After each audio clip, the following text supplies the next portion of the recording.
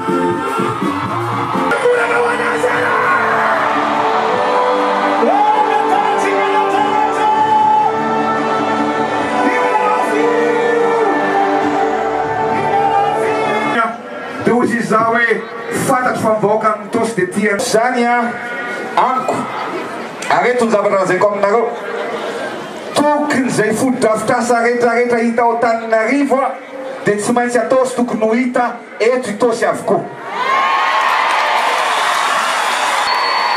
Zay indrindra hoy izy za hoe nananganana ary nanamboarana hôpitaly efapolo isanjato ny hôpitaly zay ataontsika eto Itosy satria mendrika l'hôpitaly any Manarapetra ihany koa mivaoaka ny Itosy tokoa.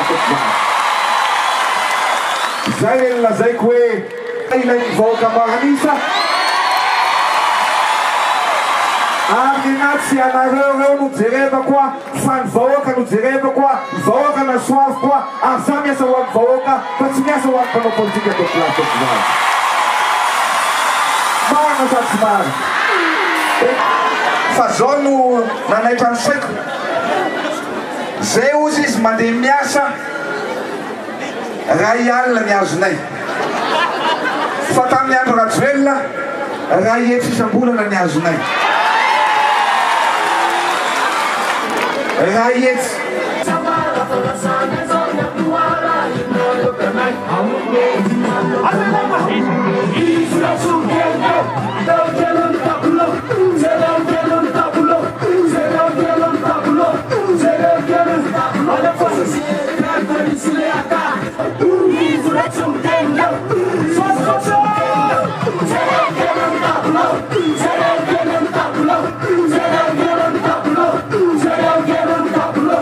Yeah.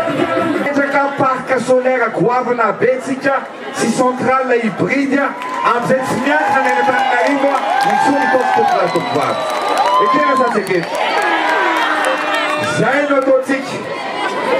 no ataontsika ary tsy maintsy vitatsika zany tsy maintsy ataontsika ekena sa tsy ekena